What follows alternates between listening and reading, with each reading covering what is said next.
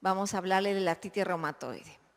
El rey es el lupus dentro de estas 250 enfermedades que por mi especialidad nos toca ver, y dentro de ellos solamente el 17% de esas 250 enfermedades corresponde a trastornos difusos del tejido conectivo. Y de ese 17%, pues en gran medida se lo reparte lupus eritematoso sistémico y artritis reumatoide, siendo el lupus eritematoso sistémico por excelencia realmente el rey de la medicina interna. ¿Quién no ha aprendido medicina interna viendo a un paciente con lupus y en su complejidad? ¿Quién no se ha visto fascinado por esta entidad? Pues la artritis reumatoide también tiene lo suyo y es la reina, en este caso, de los trastornos difusos del tejido conectivo. Siguiente. Bien, es una enfermedad inflamatoria de naturaleza autoinmune. Tenemos células que reaccionan contra diferentes elementos de la articulación y, de hecho, gracias, muy amable. De hecho, va llevando a su complejidad.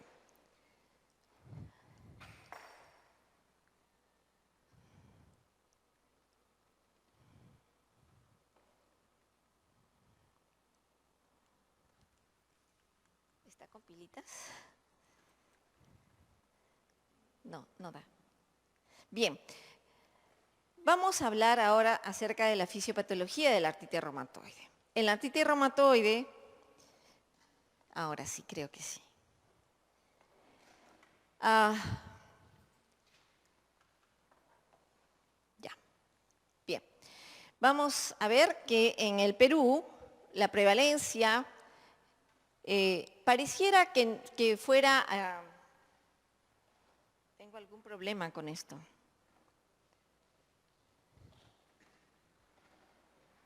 No sé si... A ver, vamos a ver. Ya. Ok. Ya. Pareciera que fuera esta cantidad. Depende del lugar. Esto es un trabajo realizado a nivel del Hospital Almenara y más o menos ellos sacaron de 0.51%. En el caso nuestro llega casi hasta 7%. ¿Por qué?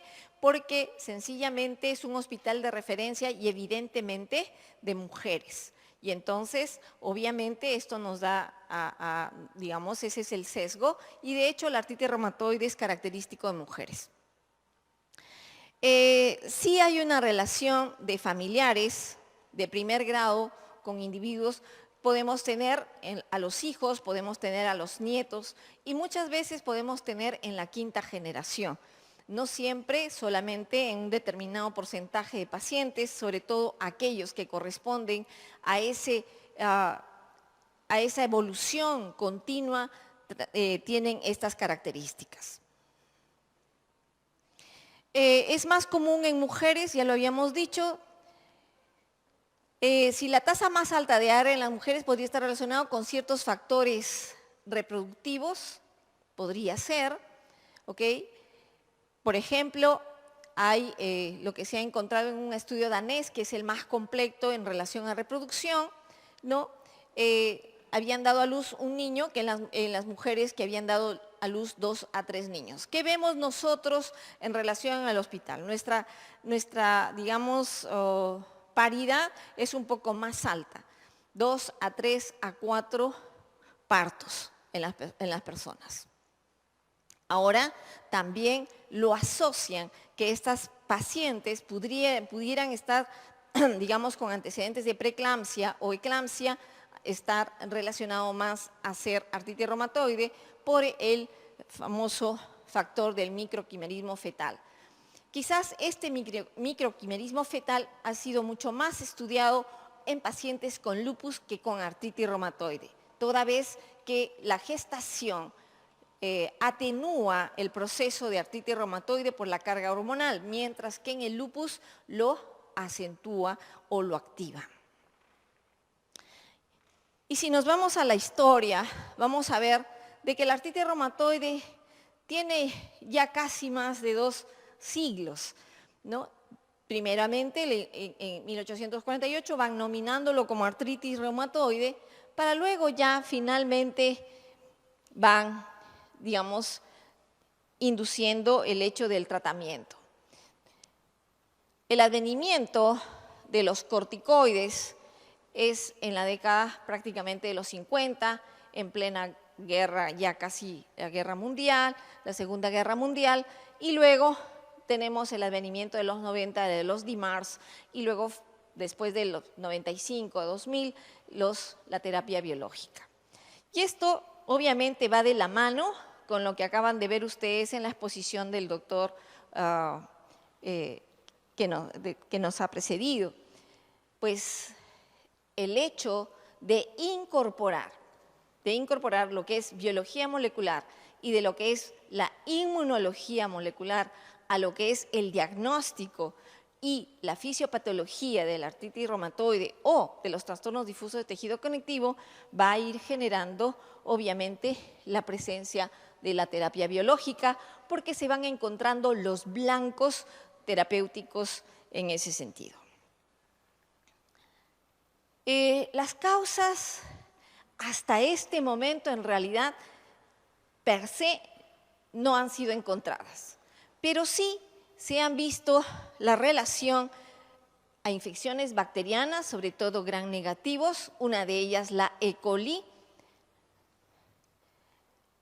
asociadas a marcadores genéticos relacionados con el estrés y a infecciones virales, llámese citomegalovirus, Epstein-Barr virus, rubiola, por ejemplo. Si tuviéramos que poner a la artritis reumatoide y al lupus en relación a los virus, quizás podríamos decir el lupus está más relacionado con procesos virales. ¿Por qué? Porque en la mayoría, y es un estudio que esperamos terminarlo muy pronto, observacional, en los pacientes lúpicas recién diagnosticadas tenemos una alta incidencia de TORCH y de ellos el citomegalovirus con mayor preponderancia. Y en cambio, en el caso de artritis reumatoide es la rubiola. ¿Hay una relación genética? Definitivamente sí. Los haplotipos con el complejo mayor de histocompatibilidad en relación a moléculas de clase 2 están en la superficie de las células presentadoras de antígeno, hay una influencia de más del 40% y se rompe el balance del reconocimiento entre lo propio y lo extraño. Igualmente, la relación del HLA-DR4 en artritis reumatoides es una proporción de 4 a 5. Pero, ¿qué nos da eso? ¿Nos da un factor de predisposición genética? Sí, pero también tiene mucho que ver con respuesta al tratamiento. Se ha observado que estos pacientes tienen una mejor respuesta al tratamiento con metotrexate, por ejemplo, a diferencia de los demás. ¿Cuál es el haplotipo que tenemos nosotros en el Perú? El 04, el HLA-DR4, pero 0404. Se ha hecho una medición también y ya tenemos un haplotipo. Y los estudios, digamos, de investigación o de farmacológicos actualmente, ya desde el año 2005 tienen diseños en el cual se incorpora la evaluación genética. Así que eso ya debería estar, si no en publicación, que todavía a nivel general no lo está, pero por lo menos en algunos medios se va movilizando, porque son estudios que se han hecho a nivel mundial. Y entonces ahí van a evaluar no solamente lo que es el comportamiento de la enfermedad, sino también el comportamiento farmacológico. Y no es extraño, ya hay una autorización a nivel de la FDA para poder clonar algunos humanos. O sea que eso estaba todavía vedado, pero ya se ha dado hace exactamente 15 días, si no me equivoco, la orden para que, o la autorización para que sí se haga.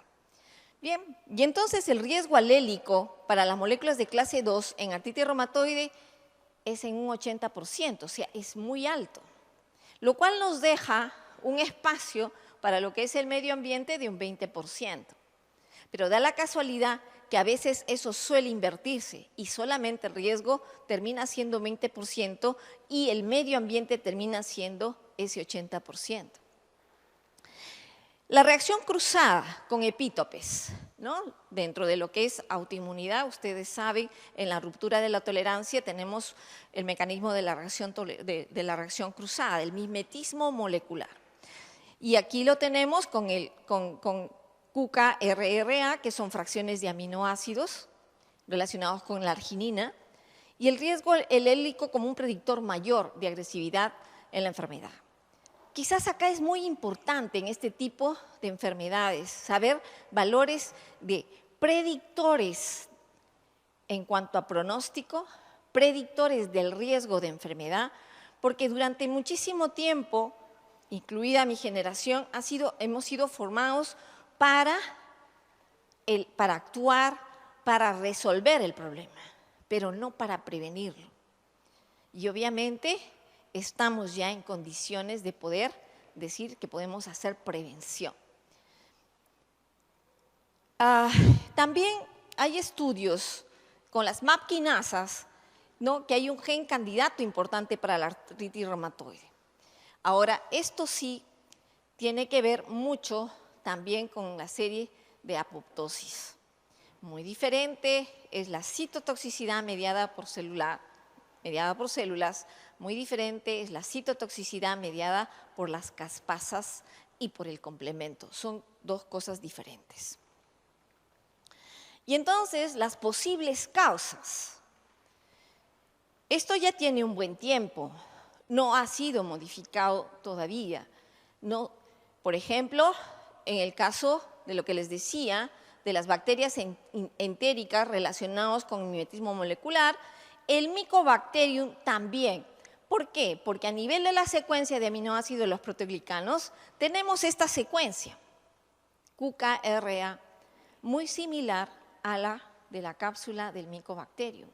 Y entonces no es extraño que nosotros, después de que un paciente haya tenido tuberculosis, tenga 6 meses después una artritis reumatoide, anteriormente denominada artritis de Ponset, una artritis reactiva. Igualmente sucede con la hepatitis C. Paciente que ha sido expuesto a la hepatitis C desarrolla una artritis a la cual le denominamos una artritis reumatoide-like, porque sabemos que es inducida por el virus y sabemos que tenemos carga viral. En cambio, en estos no lo hemos encontrado. Epstein-Barr virus sí, porque ahora podemos hacer el tamizaje. Nosotros, cuando una paciente entra con menos de 3 semanas y con poliartritis símil artritis reumatoide, enviamos a que le hagan el tamizaje, la carga viral, ya sea de TORCH, ya sea de rubiola, de Epstein-Barr virus, de citomegalovirus o de lo que vemos frecuentemente en el ambiente y sí encontramos presencia de marcadores de anticuerpos. Las paredes bacterianas, importantes. ¿Por qué? Porque el macrófago es el vehículo. Y ahí tenemos que hacer una distinción bastante interesante. ¿Cómo es nuestro sistema inmune con las bacterias extracelulares y cómo es nuestro sistema inmune con las bacterias intracelulares? ¿Se llama intracelulares porque se mete a una célula? Podríamos decir que sí. ¿Y quién es esa célula? La célula es el macrófago. El macrófago es el vehículo, por eso es intracelular. Y de ahí las características particularmente especiales. Bien, y entonces, a propósito de los otros esquemas que nos han ido mostrando, vamos a decir que en esta parte, en el ganglio, es como la facultad de medicina. Los estudiantes de medicina van ganando receptores cada año y al final, para que terminen, hacen el internado y finalmente salen como médicos graduados, le dan su título. ¿Sí? Bien, eso sucede aquí en el ganglio. Las células van ganando receptores, aprestándose y van digamos, Sí le llamamos el término de capacitándose frente a los agentes. Y cuando ya están maduros, tienen los receptores alfa beta. Los inmaduros tienen receptores gamma delta. Y entonces sí, pues, pueden escaparse algunos a la periferia. Y sí, nosotros podemos encontrar células fenotípicamente o de características maduras, pero en su comportamiento son inmaduros porque tienen receptores gamma delta. Y obviamente ellas son las que se van a denominar hiperreactivas. Y eso va a suceder en las células dendríticas, va a suceder en las células B, va a suceder en las células T. Por eso se llaman hiperreactivas, porque tienen receptores gamma delta. Y el procesamiento obviamente va a ser diferente. Y entonces, pero también a nivel del ganglio se van formando las células dendríticas, o sea, el estímulo, y encontramos a estas, a las células T reguladoras, las TREG. Y entonces suele suceder que en estas enfermedades, y particularmente en la artritis reumatoide, estas son más que las TREG, pero igual salen a circulación. Y una vez que estamos ya, digamos, a nivel de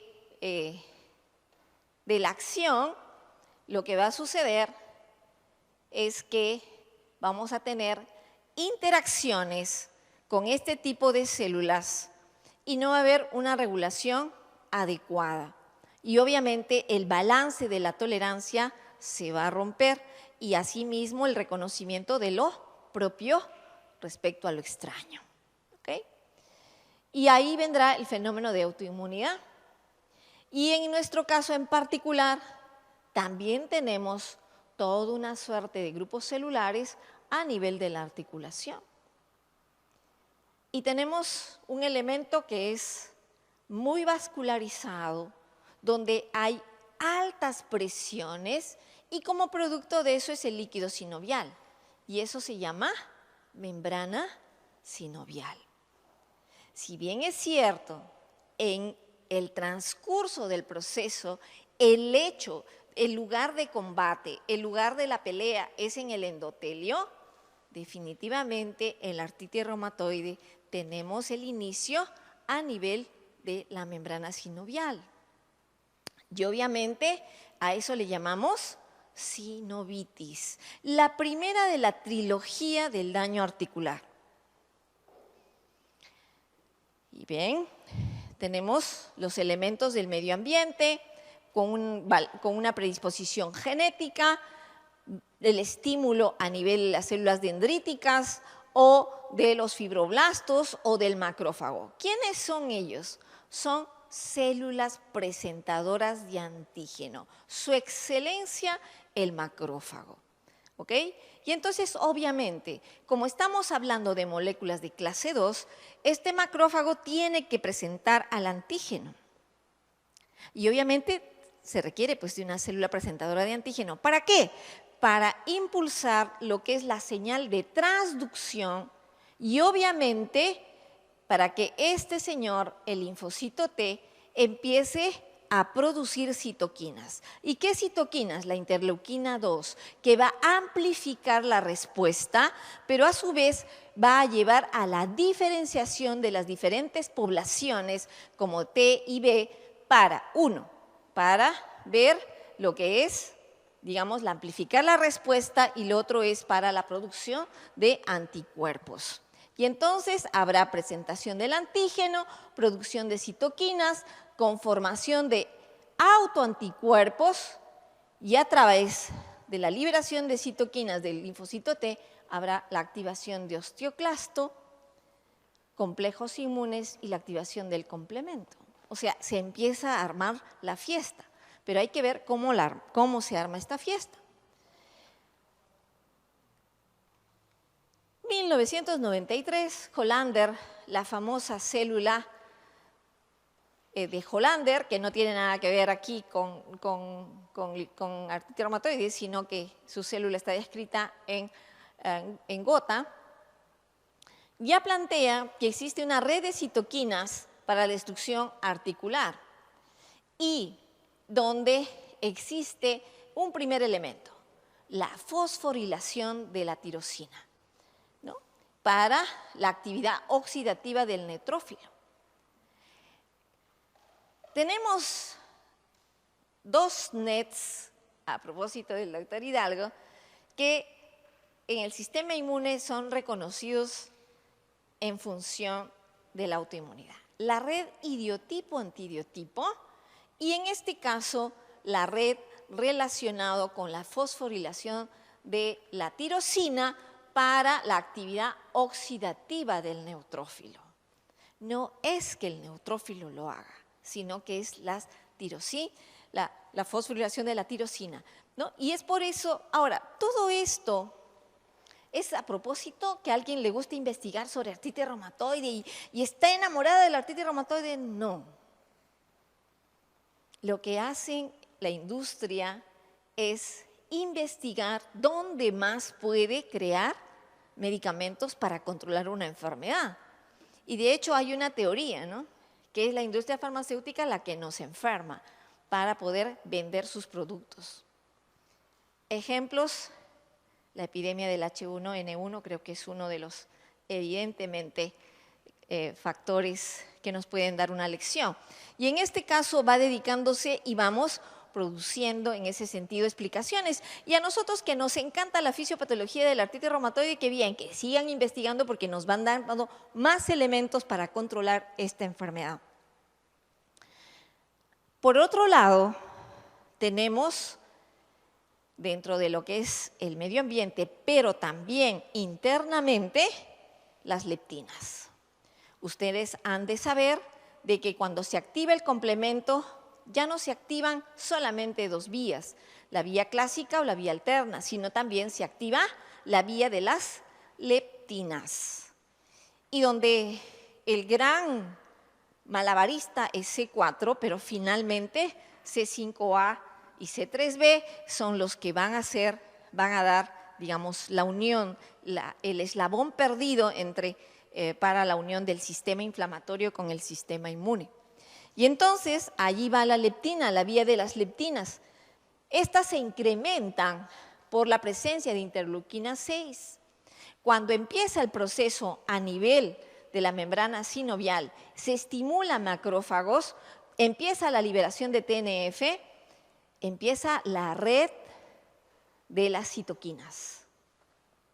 Y entonces empieza TNF, va descendiendo TNF 3-4 días, empieza a subir interleuquina 6, luego tenemos, interleuquina 1, luego interleuquina 6 y luego interleuquina 8 para, digamos, mantenerlo. Pero luego ya interviene interleuquina 17, la 18, la 23 y la 27. Y actualmente la 32, para amplificar esta respuesta y perpetuar el proceso inflamatorio. Pero no se queda ahí nada más, sino que esta se asocia, ¿se acuerdan?, a las células a las hiperreactivas, aquellas que tienen gamma delta. Y sí, pues nosotros, si nos hacemos un tamizaje todos y somos normales, sí tenemos un 5% de linfocitos en nuestra sangre, de linfocitos T gamma delta. Pero los pacientes con artritis reumatoide los tienen en mayor número. También hay movilización de óxido nítrico, como tienen que ver, en todo proceso de estrés oxidativo va a haber movilización de óxido nítrico y miren ustedes, están relacionados con la fosforilación de las tirosinasas, JAK y PIP3, de las tirosinquinasas, ¿no? Y obviamente esto ¿a dónde va? A la inducción de la síntesis o la producción de metaloproteinasas. Y las metaloproteinasas, ¿qué van a hacer? Se van a ir donde hay proteoglicanos o colágenos, ¿correcto? Y entonces miren, ya estamos diseñando no solamente la sinovitis, sino la cartilagorrexis y luego la osteoporosis yuxtaarticular, que son la trilogía de la artritis reumatoide. Seguimos con las leptinas porque es lo nuevo. Lo demás ustedes lo van a leer porque ya es una producción que está hecha en castellano y creo que la mejor producción en inmunología para aquellos que les fascina esto está en inglés. Y entonces, miren, fuente de factores proinflamatorios, hepcidine. Cuando a mí me enseñaban y me decían, la anemia de la artritis reumatoide es porque no come, es por los AINES que utiliza y por probable problema ulceropéptico. Pero no bastaba. Y finalmente ahora sabemos que la hepcidina es responsable de la anemia en la artritis reumatoide. Y obviamente tiene que ver mucho con la adipoproteína y con las leptinas. ¿Por qué? Porque actúa a través de dos vías. La vía del sistema nervioso simpático, que promueve la diferenciación de los osteoclastos, y también inhibe las otras vías, digamos, antiinflamatorias. Potenciales autoantígenos, o sea, ya no solamente estamos frente a los inductores, sino aquellos que van a perpetuar el proceso de autoinmunidad y de inflamación.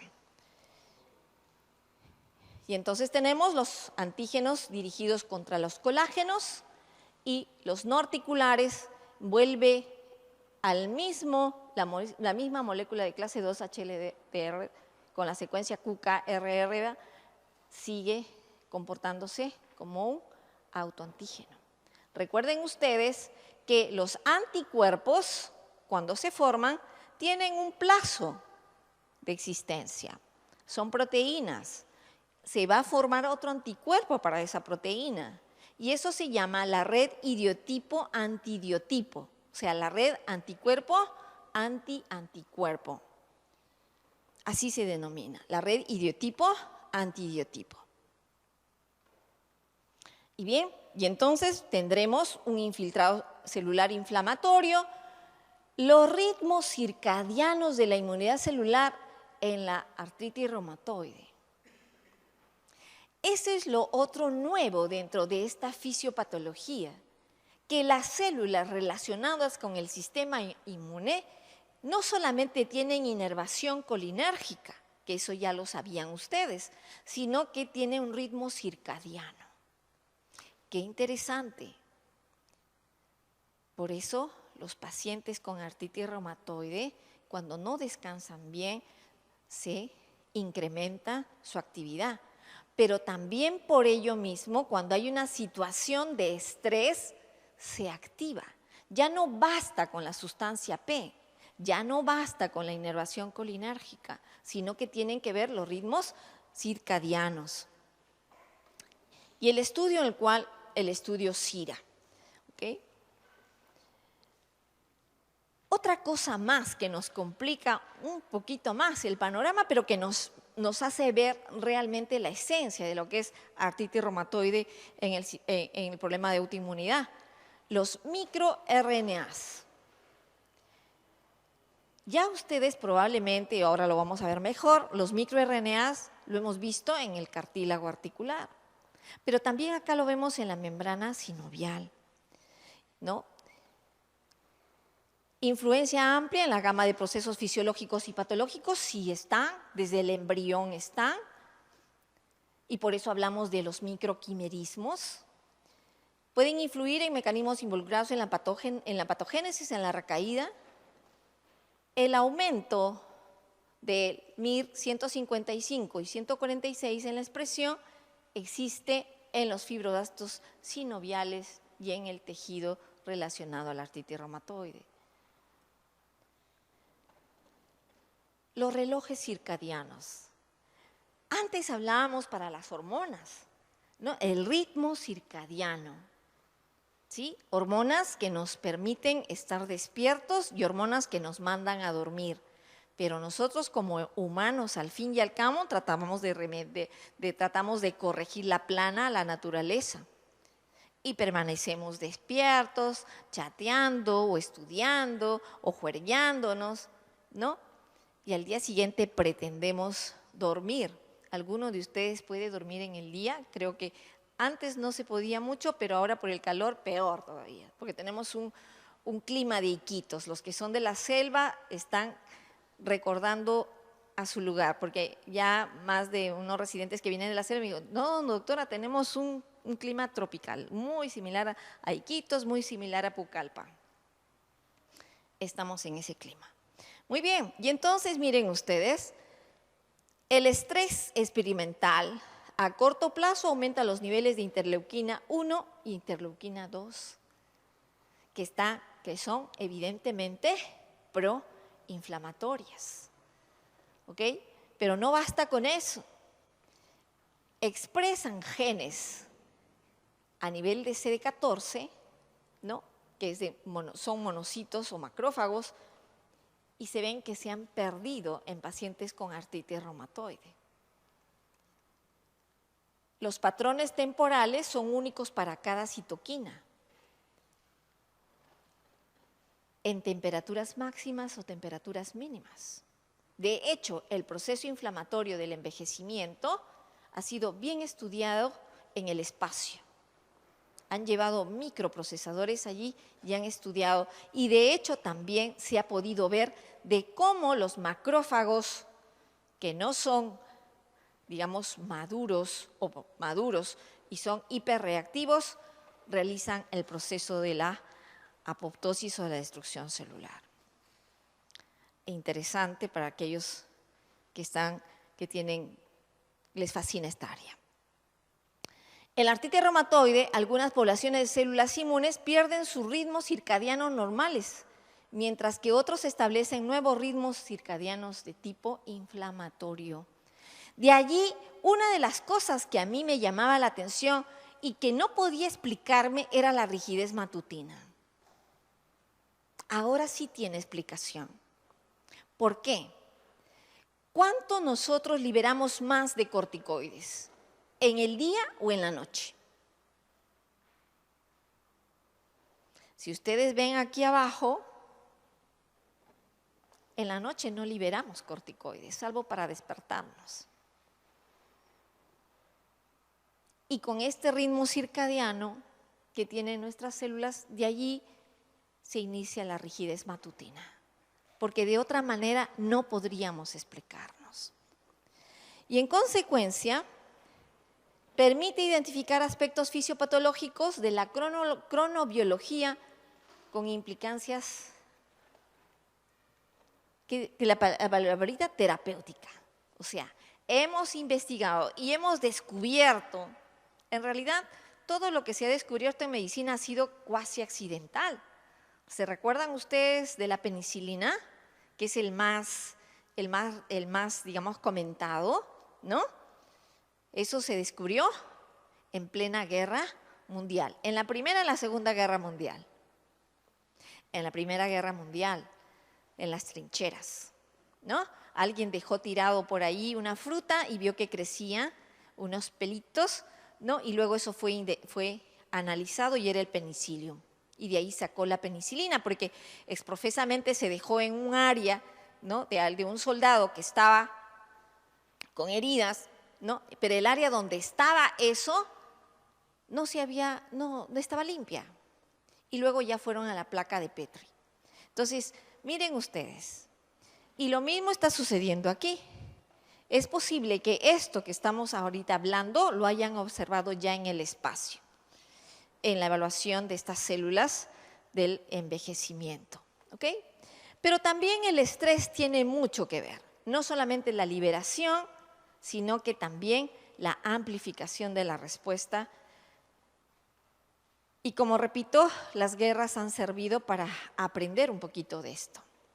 De las células inmunes, en la guerra de Bosnia con Herzegovina, se vieron a los que estaban presos, se les hizo un examen de sangre y vieron que en situación de estrés, en situación de prisión, disminuía las células relacionadas con el sistema inmune, ¿no?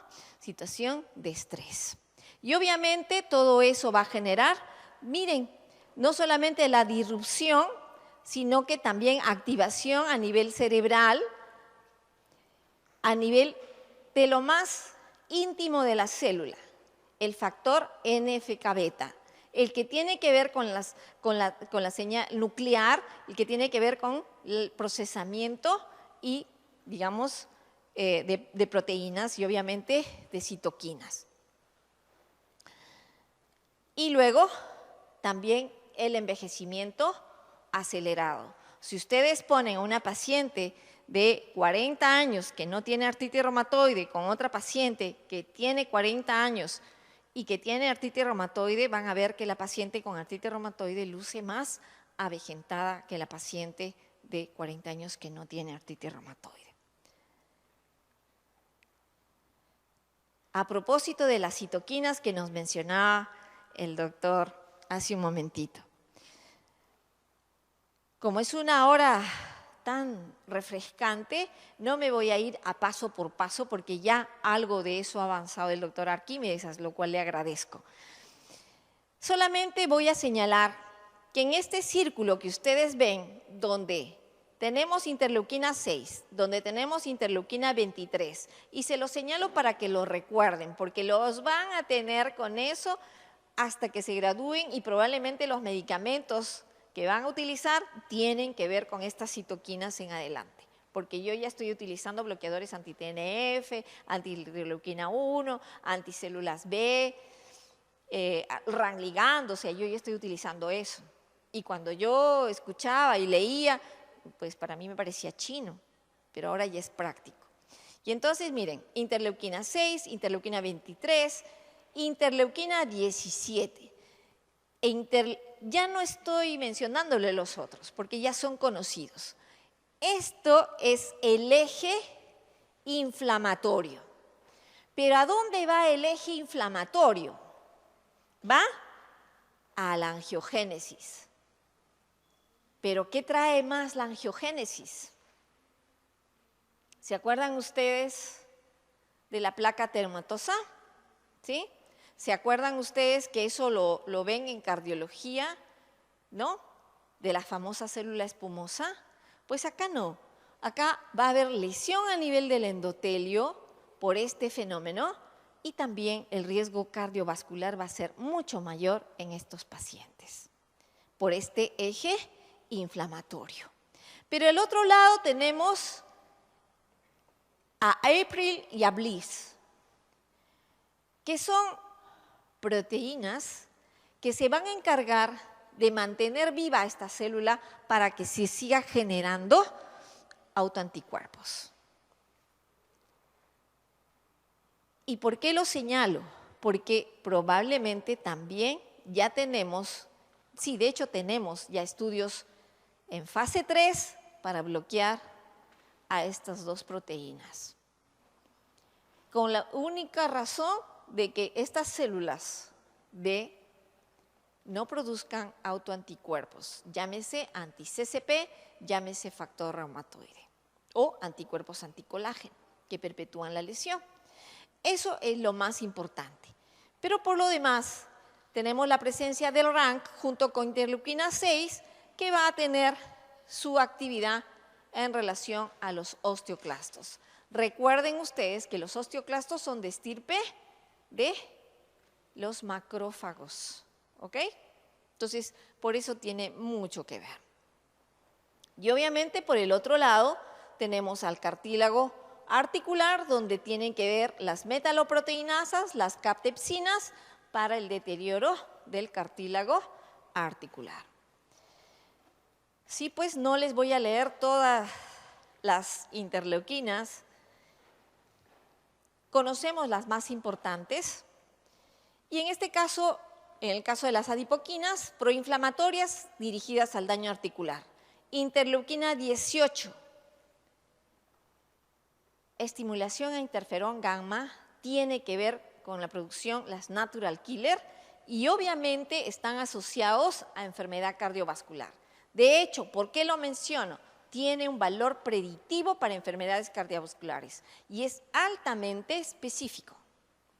Entonces, de tal manera que nosotros si encontramos interleuquina 18 en un paciente que tiene riesgos de obesidad, probablemente ese paciente va a tener eventos cardiovasculares en adelante. Valor predictor. Los factores transformantes o de crecimiento de linfocitos incrementan el receptor de interleuquina 23. ¿Para qué? Para diferenciar a las células T helper 17, que son las que van a estar presentes, ya no basta CD4, sino la CD17, para amplificar la respuesta en artritis reumatoide. La interleuquina 27, en la regulación de las moléculas de adhesión, esa es su importancia. Y la interleuquina 32, ¿por qué lo traigo? Porque también está relacionado con las células natural killer. ¿Por qué? Está relacionado con las proteinasas. ¿Qué hacen las proteinasas, las PR3? Están relacionados con los anticuerpos ANCA, con la presentación de vasculitis tipo periarteritis. Y la artritis reumatoide sí puede desarrollar una vasculitis de esa naturaleza, tipo periarteritis. Entonces, no es extraño, inclusive, que un paciente sea amputado de un miembro inferior por vasculitis, por trombosis de un vaso de mediano calibre. O que venga con un pie caído también, por una periarteritis. Y está relacionado con las natural killer y con las proteinasas 3. Y probablemente también esté relacionado con vasculitis ANCA. Todavía no lo he revisado. Las importantes, interleuquina 23 y 17, mediadores proinflamatorios. ¿Por qué lo traigo? El eosinófilo no estaba metido en el lío. Hace poco, o sea, siempre lo metieron a los neutrófilos y en algún momento lo metieron tangencialmente a los pobres basófilos en relación al dolor, a las bradiquidinas, sobre el dolor periférico y a las neuronas intercalares por la simetría del dolor. Pero yo no me imaginé que lo iban a meter al pobre eosinófilo. ¿Qué tiene que hacer el pobre eosinófilo en esta pelea? Y miren, sí, pues a través de estas citoquinas tienen que ver mucho el pobre eosinófilo. ¿Recuerdan ustedes que cuando teníamos la fiebre tifoidea decía, la alborada de la recuperación, al menos los que son del 2 de mayo, la alborada de la recuperación es la aparición de los eosinófilos. Y cuando hay fiebre tifoidea, lo que marca es la desaparición de los eosinófilos. Y yo pobre no entendía por qué se iban los eosinófilos y por qué aparecían. Y ahora sí lo entendemos, ahora sí lo medimos. ¿Por qué? Porque está relacionado con la activación de las series de los leucocitos y especialmente con los eosinófilos. ¿Okay? Pero también está metida las metaloproteinasas y favorecer la angiogénesis. ¿Por qué? Porque también hay una retroalimentación, porque recuerden ustedes que las citoquinas tienen una acción directa y tienen una acción pleiotrópica, o sea, no solamente estimulan, sino que autoestimulan a la célula que le dio origen. Y eso pasa con los fibroblastos sinoviales. Pero también otra cosa más, o sea, estas, la interleuquina 17 y la interleuquina 23, están metidas en las tres. Están metidas en la sinovitis, están metidas en la cartilagorrexis y están metidas en la osteoporosis yuxtaarticular. Y es por eso que las traigo, porque están metidas en la osteoclastogénesis, porque inducen la expresión de los RANK. Y actualmente nosotros tenemos el denosumab, que es un anti-RANK. Y es un anti-RANK ligando. Y nosotros estamos utilizando eso en los pacientes, y los pacientes con artritis reumatoide están mejorando Pero les estamos dando porque tienen osteoporosis, no por la artritis, sino por la osteoporosis. Y los pacientes están mejorando. Es una línea bastante interesante de observación. ¿Ok? Células B, importante, solamente como fuente de autoanticuerpos. Pero acá lo nuevo para ustedes es el factor estimulador, el BLyS y el APRIL, el ligando inductor de la proliferación. Eso es lo nuevo para ustedes. Entonces, alguien más está relacionado con la proliferación de linfocitos B. ¿Ok? Y esta tiene que ver en la diferenciación de CD17. Pero un poquito nada más me detengo acá con los anti-CCPs. Anti-CCPs predictor de severidad y de manifestaciones extraarticulares en el paciente con artritis reumatoide. Este anti-CCP precede en 10 años a la presencia de artritis reumatoide. Y de hecho le estaríamos dando un valor predictor de presencia de artritis reumatoide en los pacientes que tuviéramos agregación familiar. Y entonces, miren, el factor iniciador, el factor amplificador o potenciador y el factor de perpetuación y el grado de destrucción. Esto es algo, jóvenes, que lo están publicando recién, porque han hecho sus experimentaciones en ratoncitos y en seres humanos. Pero en el año 94, un grupo de estudiantes como vosotros, de Loaiza, del capítulo de reumatología, tuvo la osadía, 84-85, tuvo la osadía de hacer el planteamiento de la fisiopatología de artritis reumatoide y lupus. Y en la fisiopatología de la artritis reumatoide nosotros planteamos el evento iniciador, el evento amplificador, el evento potenciador y el perpetuador. Hay un librito muy sencillo y hasta dos, uno auspiciado por la Concitec y otro de la serie CEIR, que lo tienen acá en la facultad, porque los hemos dejado, donde habla eso, año 85-86. Y es muy grato para mí verlo luego escrito en el inglés. Y esto es de una revista española. Por ahí en algún momento se leyó, no lo sé, pero hablan exactamente, utilizan los términos que nosotros utilizamos, que en ese momento no se utilizaba. Y nosotros nos leímos más de 150 artículos, éramos 4, así que saquen su cuenta para hacer esos pequeños folletos. ¿Y a dónde nosotros pirateábamos esos artículos? De Cayetano Heredia. De ahí los pirateamos. Porque nuestra facultad no tenía indexado todavía esas como el Immunology Today, Arthritis, ¿no? O el experimental, no lo tenían todavía. Y entonces esa era nuestra diversión de sábados y domingos. Y solamente en la fiesta de San Fernando íbamos a recoger a los que habían caído. Los llevábamos ahí. Muy bien.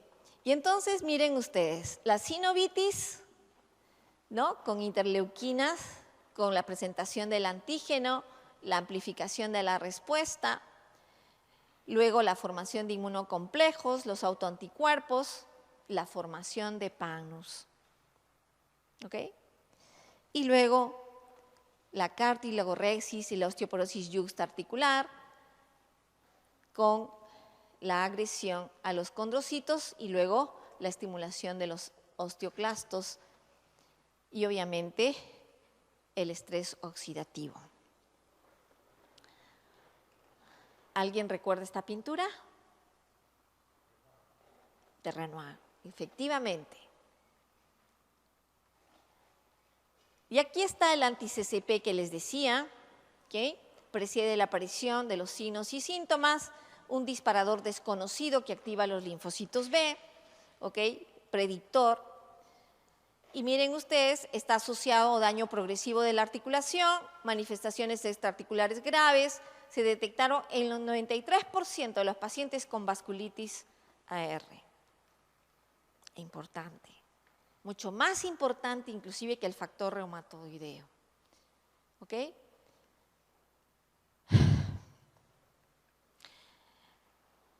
¿Cuál es la lesión? Recuerden ustedes, la membrana es una membrana muy fina, la membrana sinovial, es una capita apenas. Y entonces miren, tipo folicular, se caracteriza por organización con un número elevado de células B, células plasmáticas, ¿ok? Y niveles altos de interleuquina 10. El tipo 2 sí ya es una infiltración más difusa con macrófagos, linfocitos T, y eso denota agresividad. Y el tipo granulomatoso, acá ya tenemos algo de granulomas. Y obviamente, sí pues, es el nódulo reumatoideo una evidencia también. Y si nosotros trazamos en la línea del tiempo, ¿qué tenemos? Infiltración de la sinovia, activación e incremento del NFK-beta en la membrana sinovial, iniciación de la inflamación de la sinovia con incremento de células T y B en los nódulos linfoides regionales. ¿Se acuerdan ustedes de las células que salían con gamma delta y no con alfa beta? ¿Ok? El desarrollo del síntoma clínico, la progresión de la destrucción y hay estimulación de proto-oncogenes. La única entidad sin ser una neoplasia donde encontramos altos valores de telomerasa es en artritis reumatoide. Pregunta del foro y para aquellos que quieren irse fuera. Entidad en la cual no existe evidencia de neoplasia, se encuentra la telomerasa, artritis reumatoide. ¿Por qué? Porque hay activación de proto-oncogenes. Y eso es lo que tenemos finalmente. La disrupción, el daño del aparato articular. Eso es lo que los reumatólogos no queremos que se llegue. Y entonces, tenemos el estadio 1, presentación del antígeno desconocido de la célula T, asintomático. Pero probablemente aquí ya tengamos anti-CCP elevado. Estadio 2, iniciación y perpetuación de la respuesta inflamatoria, proliferación de células B, angiogénesis sinovial, liberación de citoquinas. ¿Se acuerdan del eje inflamatorio? ¿Sí? Interleuquina 6, interleuquina 17, interleuquina 23. ¿Sí? Todas ellas tienen que ver con los fibroblastos. Estadio 3, mediadores solubles de la inflamación, infiltración neutrofílica dentro del fluido sinovial. ¿Se acuerdan de la NET? ¿Sí? De la red que hablaba el doctor, de la NET del neutrófilo. Bueno, ahora ya saben que es, digamos, una estimulación para el neutrófilo. ¿Ok? Proliferación sinovial, dolor articular, inflamación, rigidez matutina, cambio en el ritmo circadiano de las células. ¿Ok? Son los principales síntomas. Los nódulos reumatoideos podemos encontrarlo en este estadio. Nódulo reumatoideo lo podemos encontrar en los ojos, lo podemos encontrar en las zonas extensoras, los podemos encontrar y como en el anterior lo vieron también a nivel de los pies. Y el estadio 4, síntomas del estadio 3, obviamente, pero las radiografías se nos pueden demostrar osteoporosis de úste articular y la resonancia puede demostrarnos invasión del pancreas. Pero acá ya yo estoy hablando casi de 2 años. Entonces, miren el tiempo. La idea no, la idea es actuar tempranamente. El estadio 5, ya tengo erosión del hueso subcondral, invasión del pancreas, distorsión de la arquitectura articular y obviamente hay erosiones. Entonces tengo ya un paciente con discapacidad y si es un paciente que toca violín y tiene artritis reumatoide y en las manos, obviamente está incapacitado cuando se pudo evitar. O sea, si nosotros trabajamos antes de los 6 meses, vamos a tener muy buenos resultados. ¿Por qué? Por esta sencilla razón. Miren ustedes. ¿Ven ustedes acá? El monocíclico, ¿sí? 2 de 10 pacientes van a tener esta característica, o sea, el 20%. Luego tenemos el policíclico, ¿sí? La gran mayoría llega a valores normales. Mejoran, pueden estar inactivos 1 año, 2 años, 3 años, hasta que los factores estresores se aparezcan y vuelven a activarse. Generalmente son infecciones urinarias, E. coli está allí, y ya sabemos por el QK-RRA. Luego, este grupo de pacientes, de 10, 7 pacientes tienen eso, o sea, el 70%. Es el más común. Y luego tenemos el de evolución continua, o la progresiva, que nunca llega a valores de normalidad y realmente se utilizan todos los medicamentos que ustedes, los DMARDs que tienen en mente. Y probablemente son potencialmente aquellos que van a llegar al uso de terapia biológica. Su esposa y su hijita. Y entonces, la historia clínica fundamental nos va diciendo dónde estamos y qué vamos a encontrar. Y en este paciente prácticamente, como verán, primero que es un varón, ¿no? Con un tiempo de enfermedad de 20 años. Sobre los 2 años ya encontramos erosiones. Sobre los 10 años ya de estudio establecido encontramos una gran complicación de manifestaciones extraarticulares, pero fundamentalmente vasculitis. Y obviamente sobre los 5 años el riesgo cardiovascular.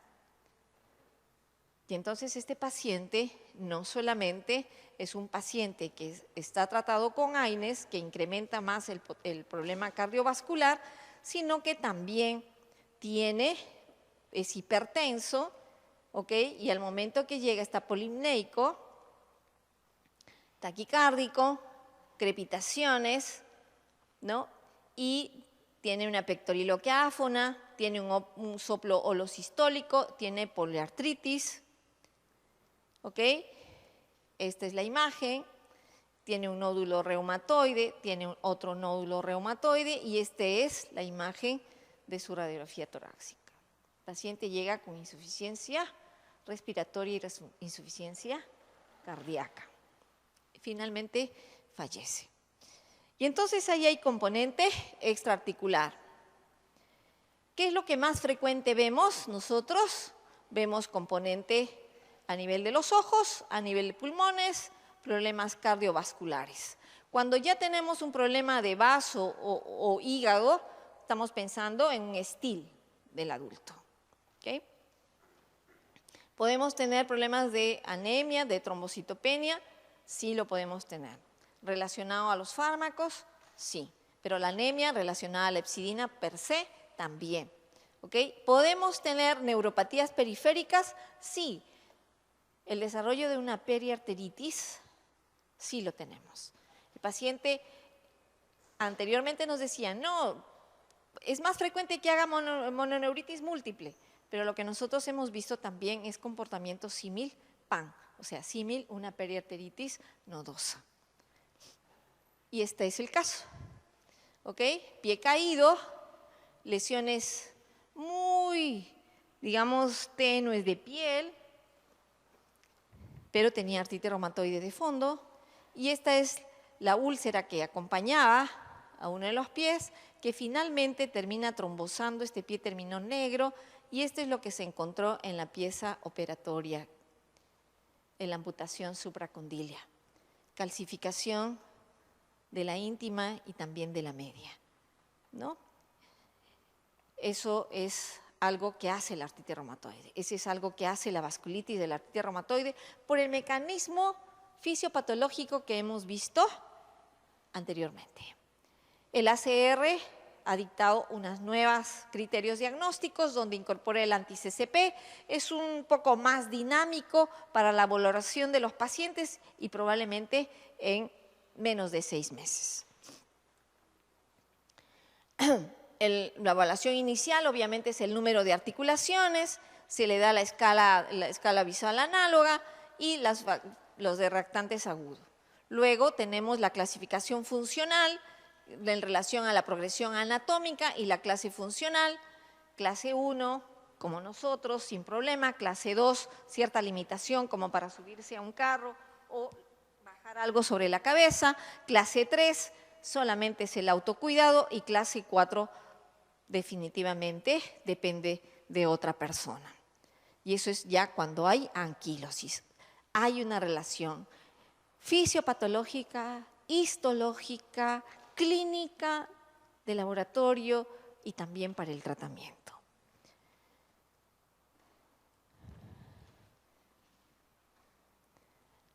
El tratamiento biológico, que es lo que ahora estamos ya, los DIMARS, no es que hayan dejado de serlo, sino que estas charlas son más para traerle lo nuevo, porque lo demás ya está, repito, escrito y en extenso.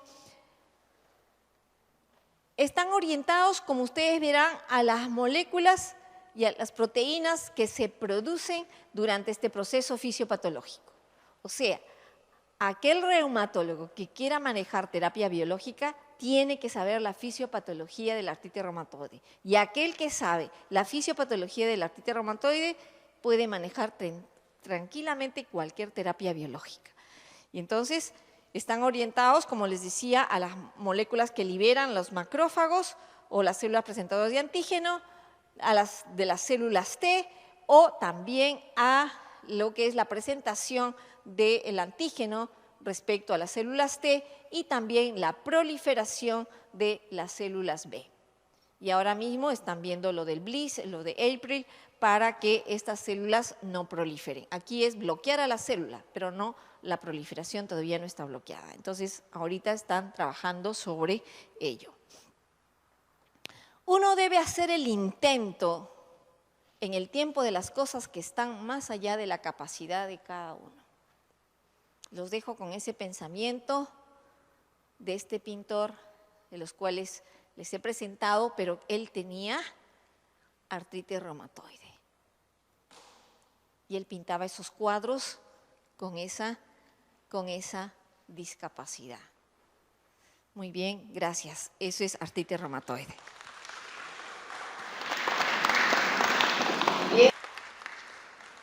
Bien, pueden pararse, tomar aire y volverse a sentar, porque creo que vamos con osteoartrosis.